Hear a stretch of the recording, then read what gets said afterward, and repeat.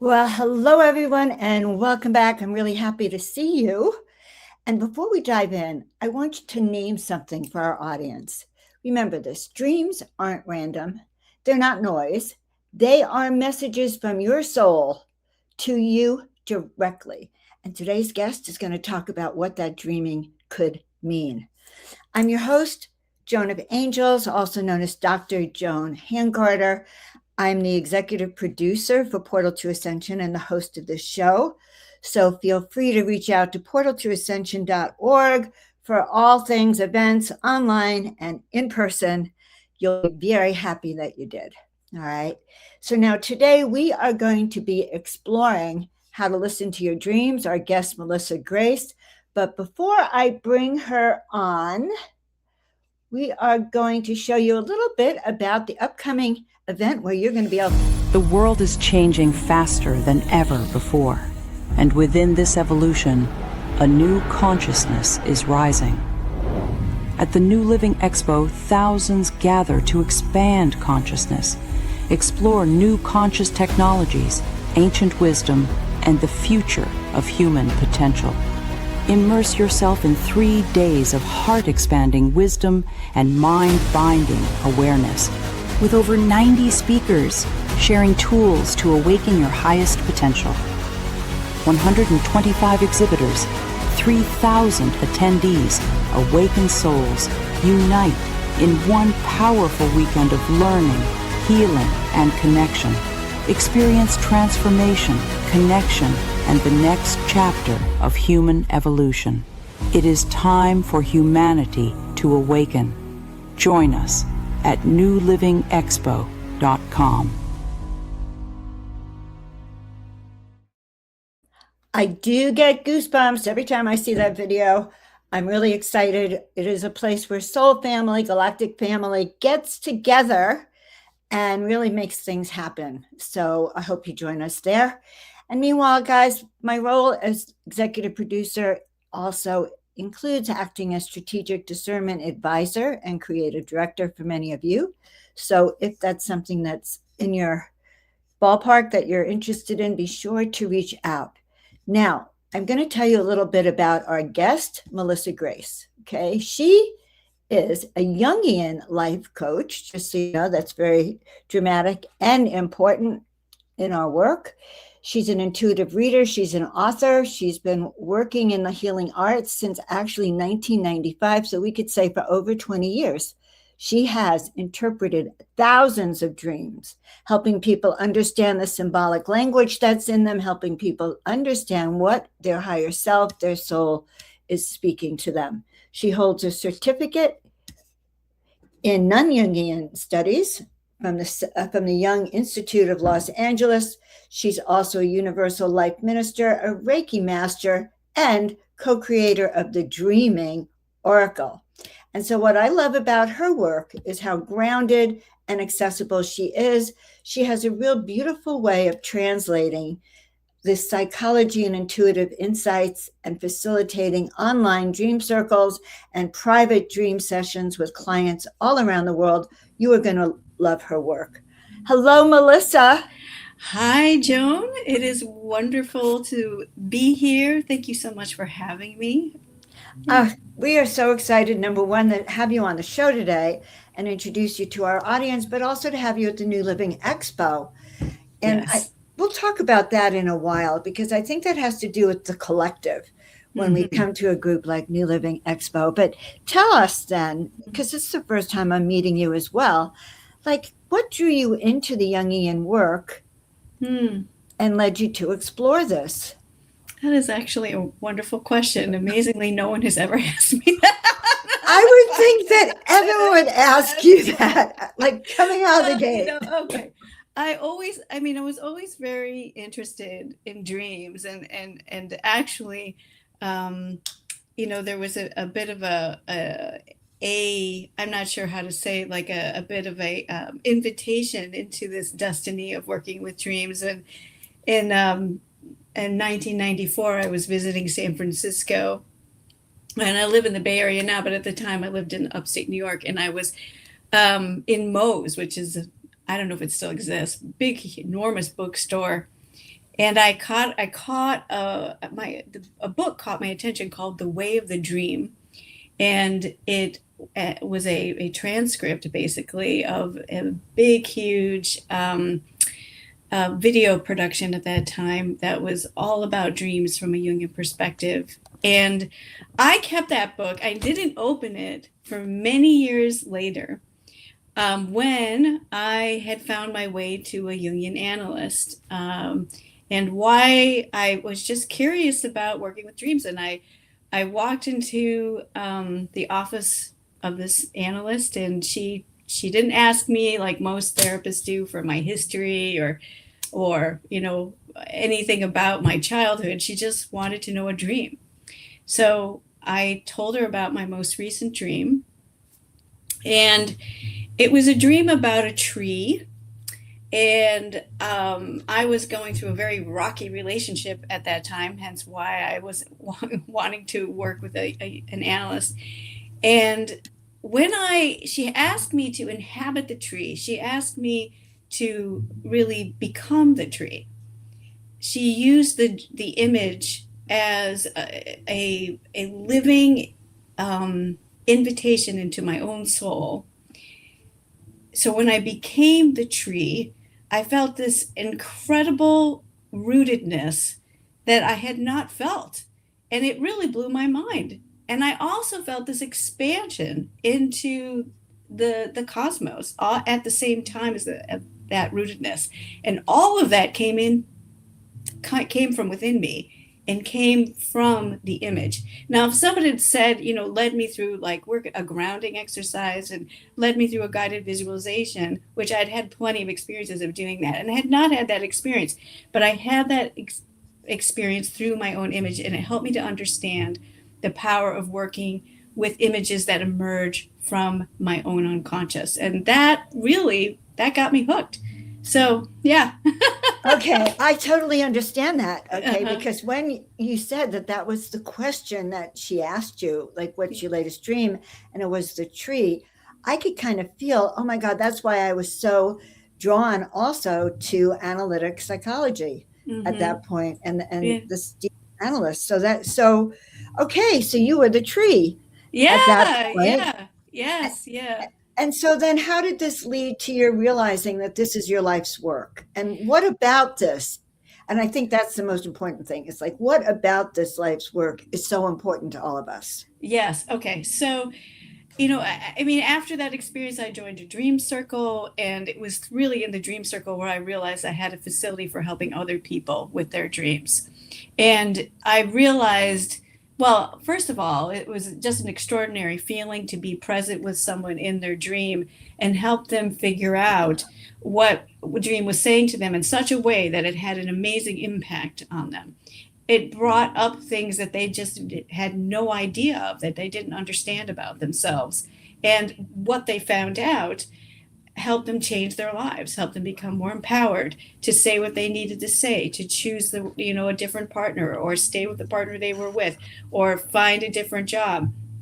All of or just understand who they are at a soul level, which is really the most important thing I think we get from dream work, is understanding who we are spiritually, because dreams connect us to our innate capacity, to our innate essence as spiritual beings.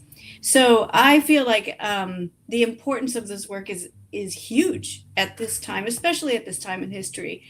The world soul, the anima mundi, needs us all to connect to our own souls, because I think that's the only way we're going to get through this mess that we are in right now, is if we connect to our own inner wisdom and awareness of who we are on a spiritual level. And I think dream work really helps us to understand that. Well, let's talk a little bit about dream work then. Okay, Mhm. like what can dream work really show us about who we are?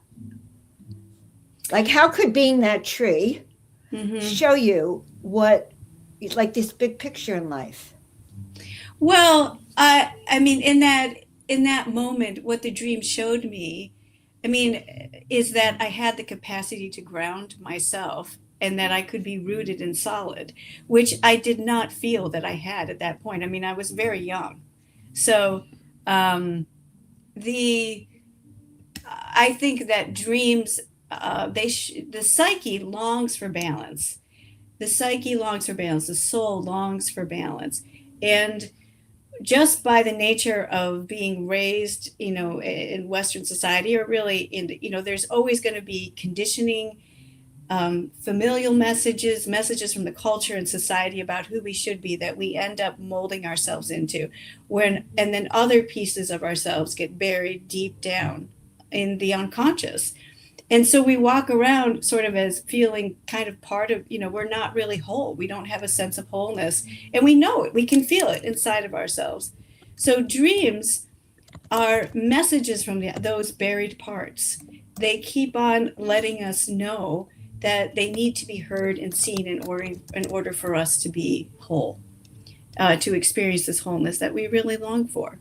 So, we better serve the planet and the soul of the world when we are accessing all of ourselves and have access to all of our power.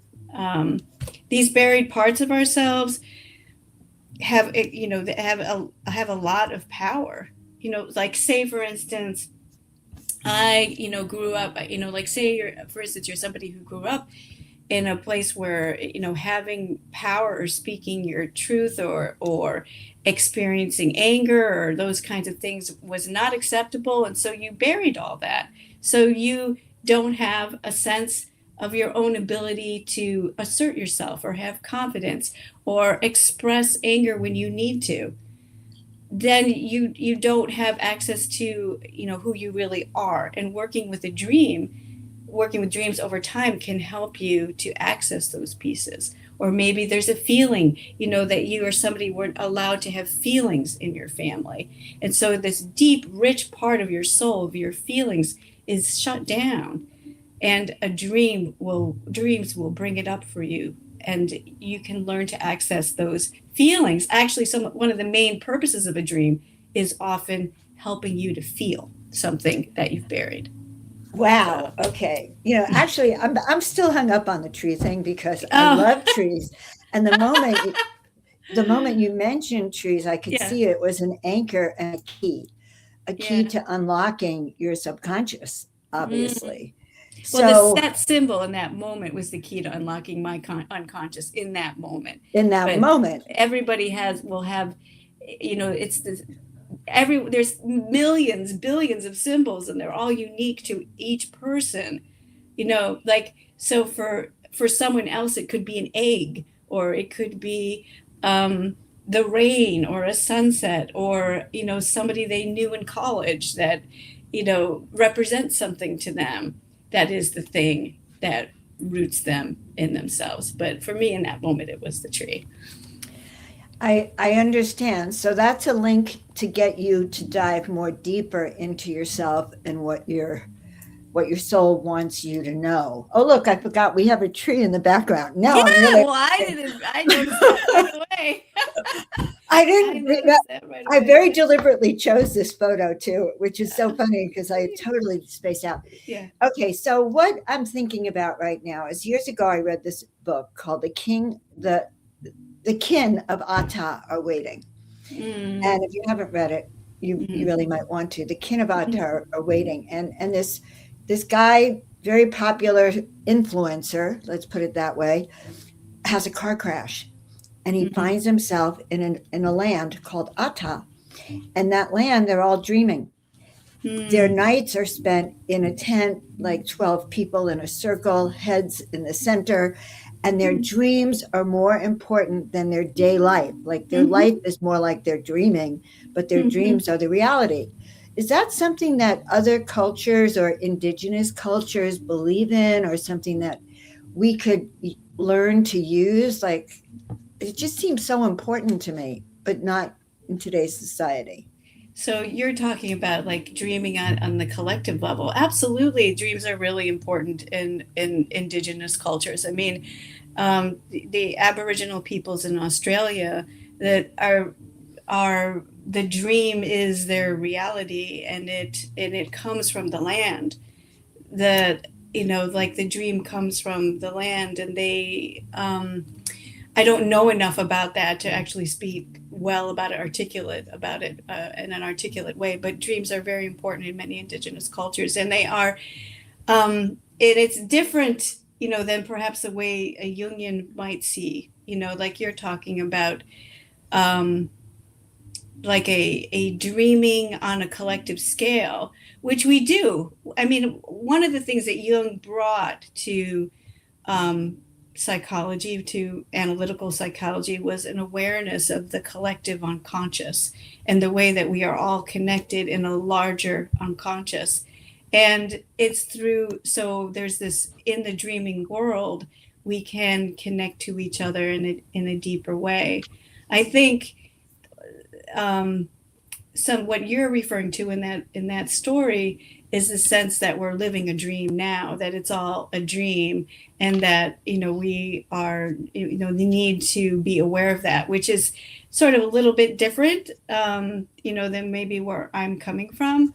But that kind of gets into sort of a metaphysical and even Eastern philosophy idea that everything is an illusion, everything is projection, which I kind of actually believe. I mean, I've had an experience of non-dual consciousness many years ago in my 20s, when I had spent a long time with my spiritual teacher. I mean, by long time, I mean a week. Which is a lot. And and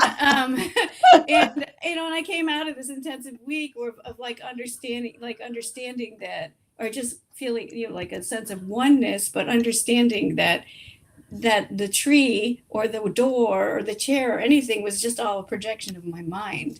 And I had to bring it back. I had to bring it back so that I could exist in the world. I had to bring myself back from that. But I do think that sense, that's part of why dream work works, is that we can ultimately, since our mind is creating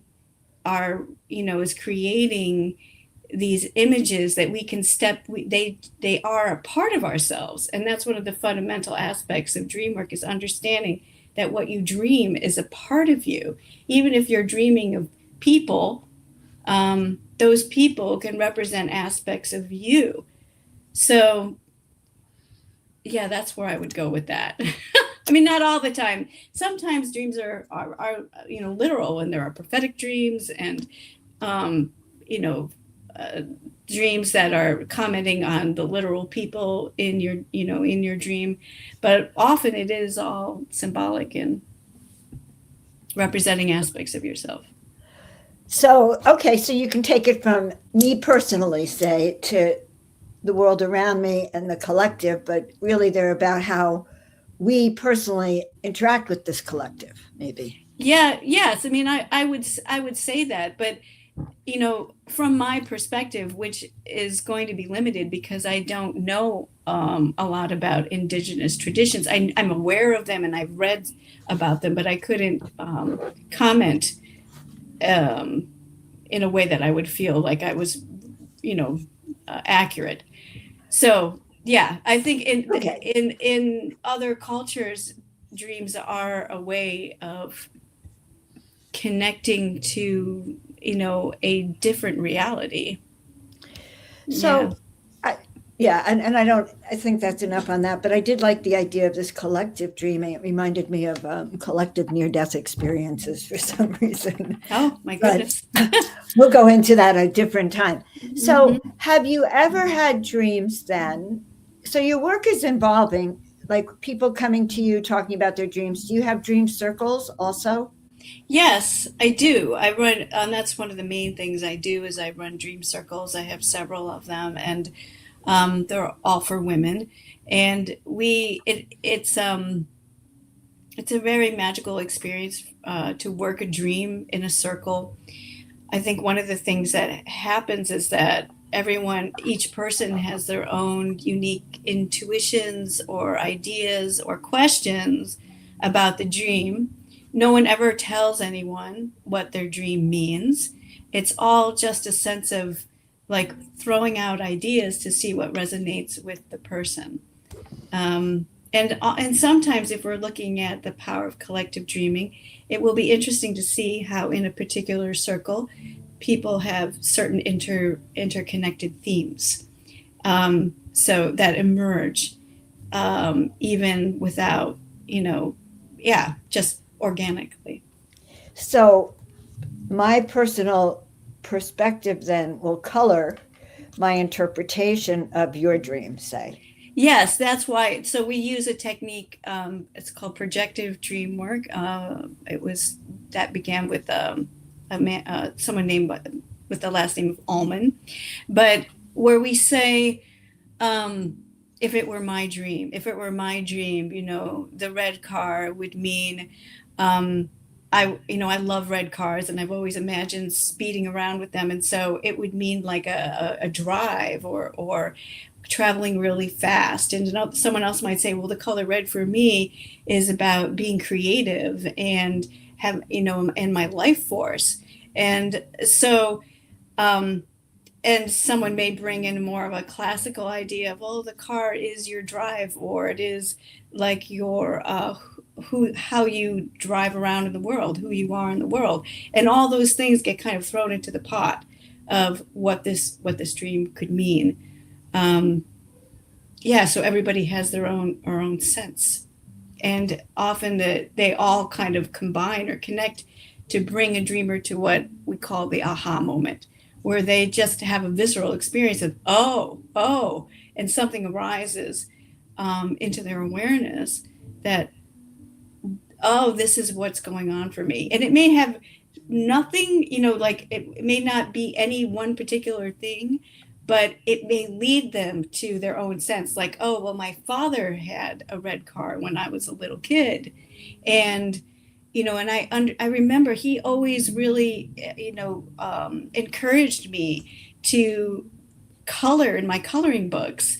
And he got me a box of paints for my birthday one year. And now I'm remembering all this, and I'm realizing I really need to connect more to my creativity and to my desire to, make art. And I'm not doing enough of that. And that's really who I want to be in the world as an artist. Like, all those things could combine to help someone come to their aha moment. Right. And it's all about the aha moment with your dreams. What do you ever have people that don't dream? Oh, yeah, people will. Like, People will work, one of the most common questions that I'm asked is, what if I don't dream? How do I remember my dreams? And there are many different, there are strategies for that around, drinking a lot of water before you go to bed so that, you have to pee, and that wakes you up out of your dream, so that you will remember your dream. I like that one. Like setting an intention, asking the dream elders or your guides to bring you a dream before you go to sleep. But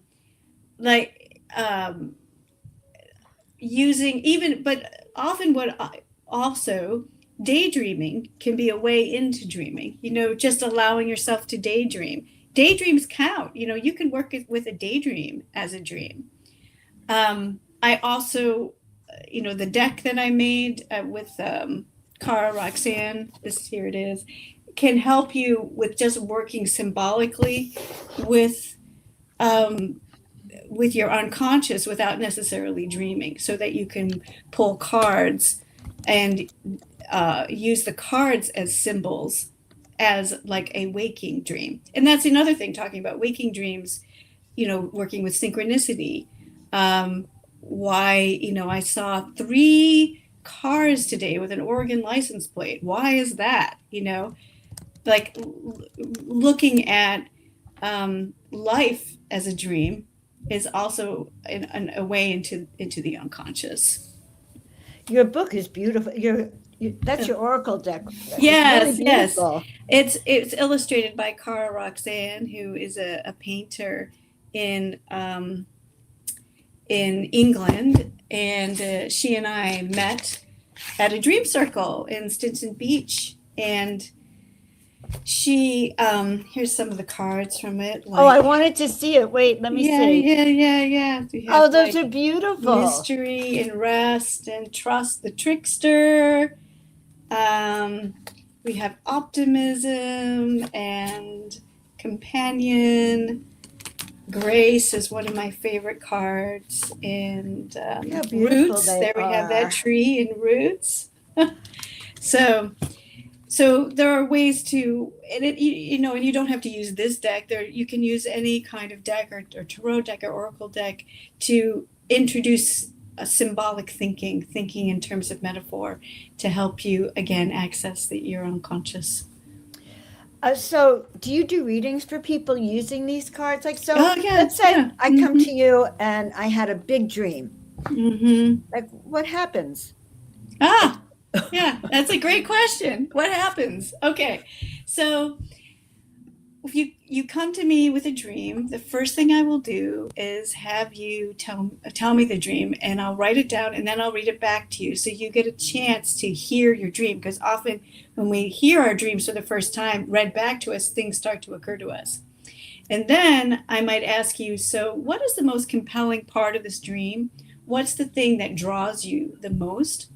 I'll ask you how you felt in the dream, how you felt when you woke up. Once we've figured out what's most important to you, like the feeling or the most compelling image, I'll start asking you, what are your associations to that image? What are your associations to that feeling? Is there anything going on in your waking life that is somehow echoed in this dream? We'll look at memories, we'll look at intuitions.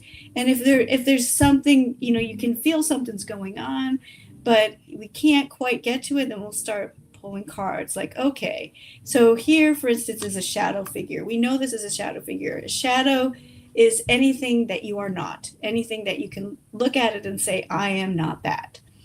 But we can't figure out, what is that shadow aspect trying to say? So we might pull a card on it. Or we might pull a card on the overall theme of the dream, or on other different components of the dream, like the setting.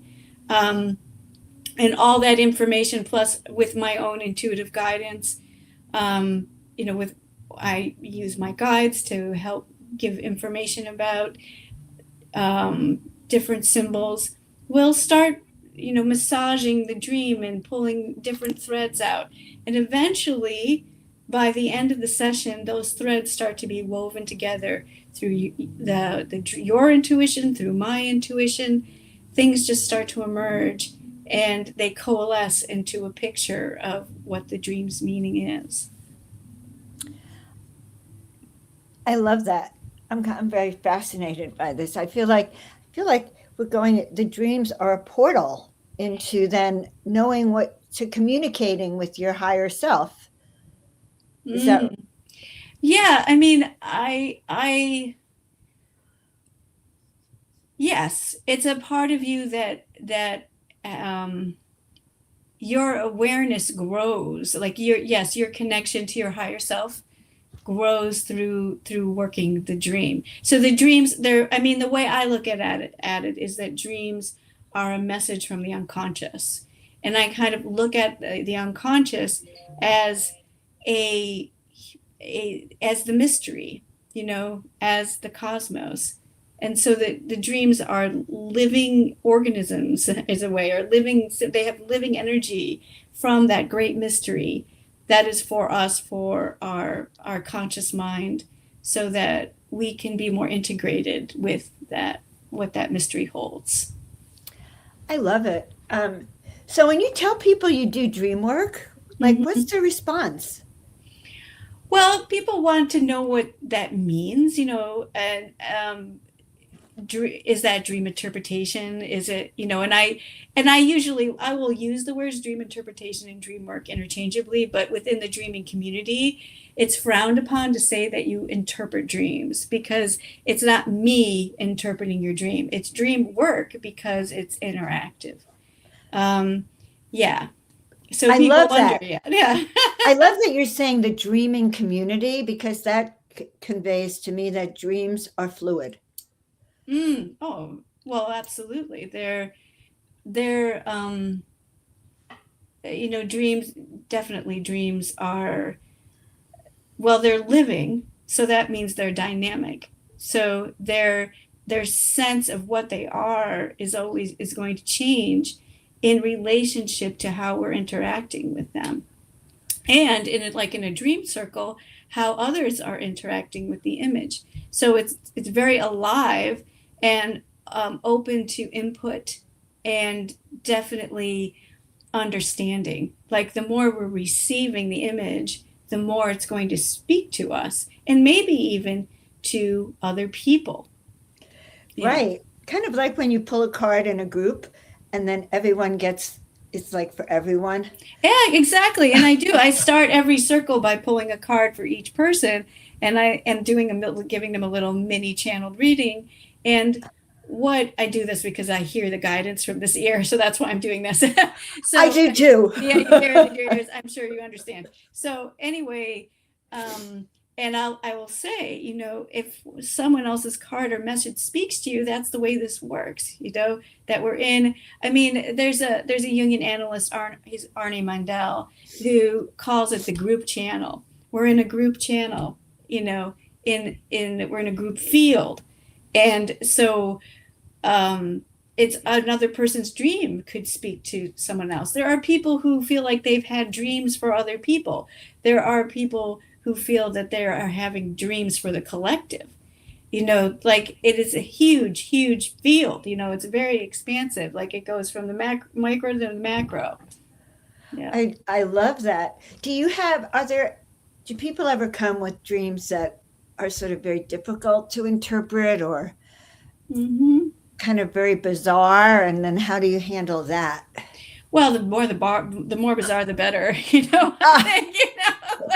So nothing is off limits. No, nothing is really off limits. I mean, I think if there's a dream that comes in where it's obvious to me that there is a lot of trauma in the dream, that I might only work with that so far, and then I would refer someone out to an actual Jungian analyst or a therapist who can work with more difficult material. But in terms of difficult, like a dream being difficult to interpret, that does happen. And sometimes it's just not time, or someone is really resisting what the dream is saying.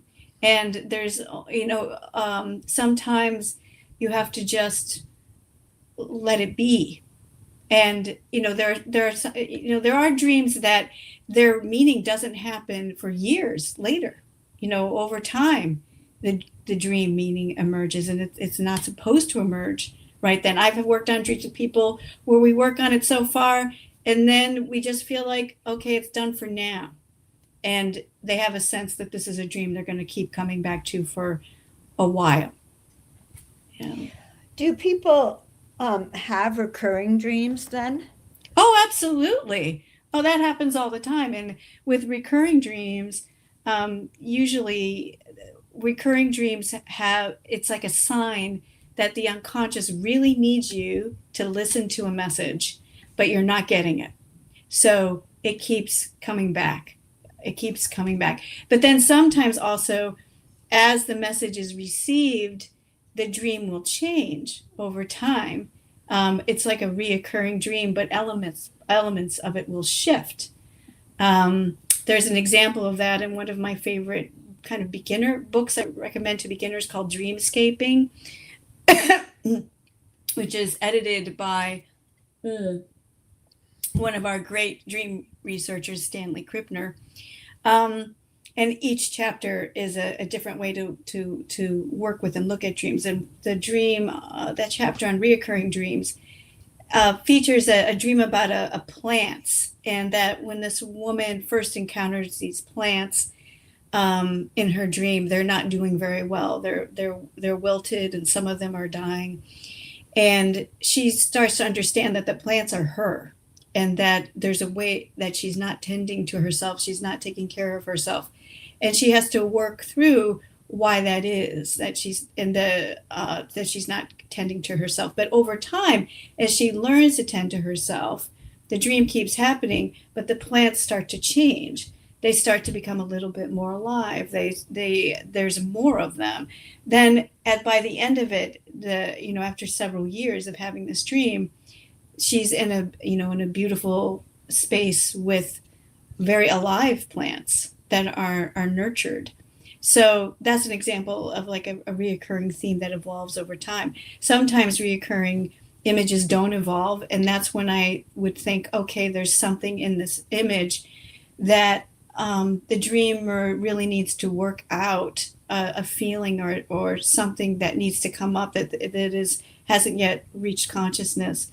So the dream will keep coming back until that happens. Very interesting. I had recurring nightmares. I wouldn't even call them dreams, but nightmares as a kid. And when I look back on them, I realized they were just trying to teach me certain things. Yes. Yeah. Well, often nightmares come as a way of, a childhood nightmares that's perhaps a different thing. But as adults, we can have nightmares as a way of, like, something is so threatening to our ego mind, to our consciousness, like a feeling, for instance, that that we have to be shocked. Like the dream is kind of shocking us. And sometimes, one of the examples I'll give is, it's not really that threatening of a feeling once you get to it. One of the examples I give is, a dreamer having a dream of somebody invading her house, a man invading her house, and waking up terrified. And then she, through what we call active imagination, which is basically using our imagination to step back into the dream, through active imagination, she asks this invader what he wants. And the invader, in that moment, in her imagination, turned into a crying child. And she realized that her own grief, her own sadness, was threatening to her. It threatened her sense of control over her life, and she was scared of it. So it had to come in a scary way. But the resolution of that nightmare was actually just feeling her grief. Wow. That's really fascinating. Okay, what haven't I asked you that really is the most important thing? That's what my guide is saying. Find out what you really haven't asked her, Joan. Oh, what haven't I asked you? What haven't I asked you that okay. you really want to share with us and let us know? I don't usually ask that, but I feel like it's important. No, that's a good question. I think that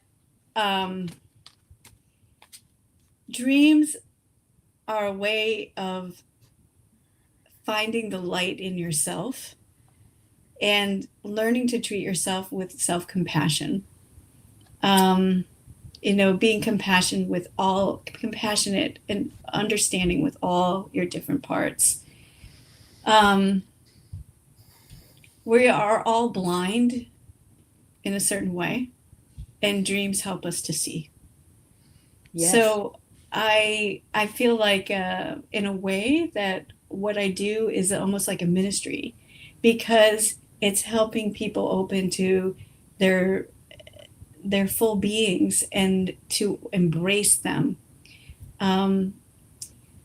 So it's like, I call the circles like dream church, just because they elevate us so much. They give us so much a connection to what in Jungian psychology is called the self, which is the archetype of wholeness, but is what I see as our innate divinity. And I want everybody to have that experience of their innate divinity.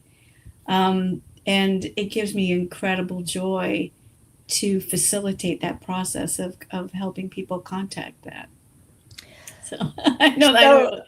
No, this is important. So in a way, it's like conscious dreaming, like, because this is a new subject for me. So being aware of your dreaming in a way that you can bring it to the surface and know really what's going on for you then, sort of. Yeah, yeah. Very interesting. So when you go to bed, like Mhm. what would you advise us to do if we want to start being more in touch with our dreams? Um, I would say just be open. I would say it would be good to get yourself into a more meditative state before you go to sleep, like doing meditation, listening to calming music, just sort of easing yourself into a place of receptivity. Um, not, you know, like if you're afraid of dreams, to understand that as Jeremy Taylor, a very famous late dream worker, said, that all dreams come in service of healing. To speak to the part, to say that to the parts of you that might be afraid of what you may dream about. To be, to listen, to cultivate listening to the unseen in your waking life, so that you're more able to listen to it in your dreaming life. And knowing that you don't have to know what your images represent when you wake up, and knowing that even one little image could yield a lot of information for you, so that you don't have to have a big long dream. You can just say, okay, all I need is a fragment, all I need is just a little thing, that's it. And you can work with that. So not to put a lot of pressure on yourself, because like everything else, dreaming happens best when we're relaxed. Yeah. So if you capture the essence of it, Yes, like yes, exactly, like exactly. fog or Yeah, something, like one yeah, word symbol. yes, yes. You could just capture the essence of it, capture the feeling of it, the image, and you can work with that. You can draw it. You can write a song about it.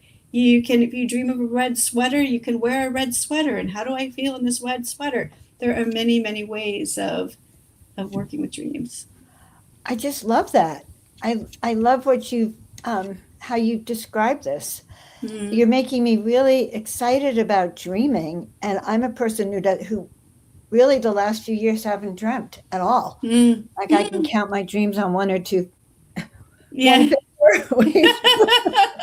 I don't want to admit that, but yeah, honestly, on one finger I can count it. But Yeah. I think it's that moment of waking up and maybe capturing something. Yes, yeah. I think if you just don't open your eyes right away when you wake up, you just lie there, and just see what floats through your inner eye, through your inner eye, and if there's just one little thing, like frog, sometimes it can be like a thread that once you just sort of focus on that, then something else will come up, and then something else will come up. If you just allow yourself to stay in that kind of hypnagogic state, a bit of a trance-like state in between worlds, that images may start to emerge. And like, try to keep your eyes closed as long as possible, and get as much of the images as you can before you open your eyes.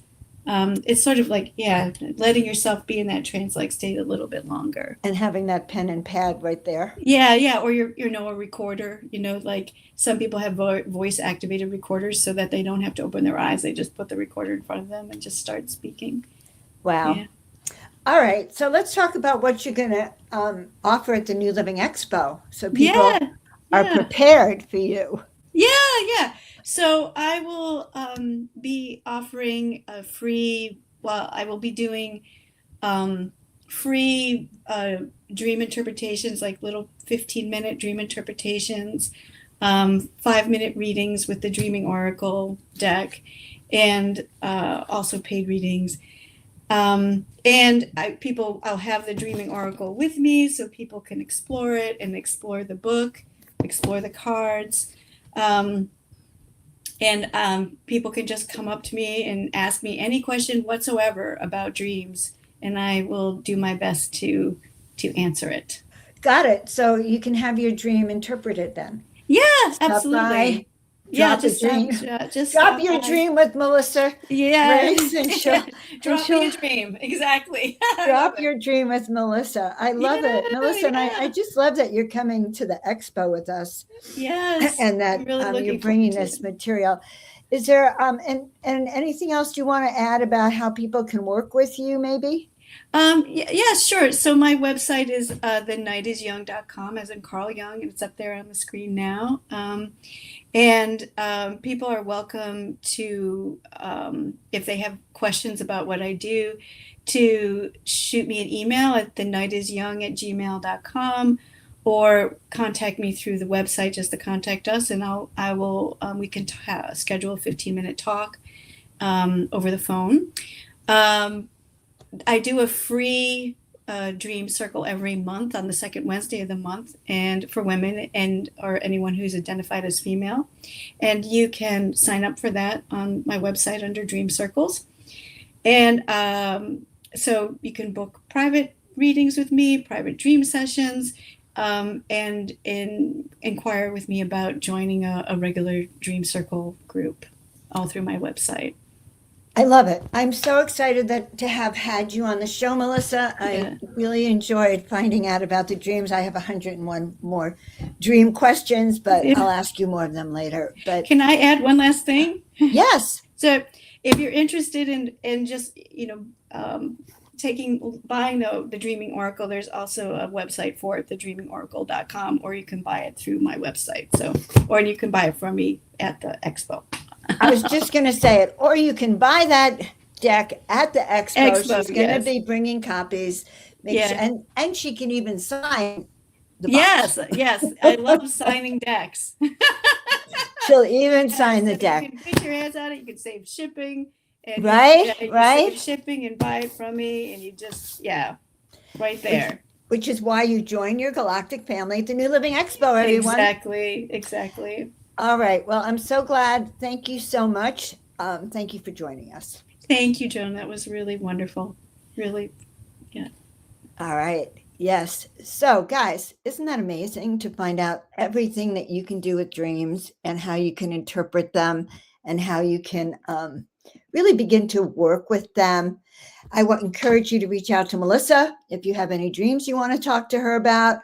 Reach out to Portal to Ascension if you are curious to know what events we have online and in person, and reach out to Joan of Angels if you're interested in discernment. That's all for this week. We'll see you all next time, everyone. Thank you so much for joining.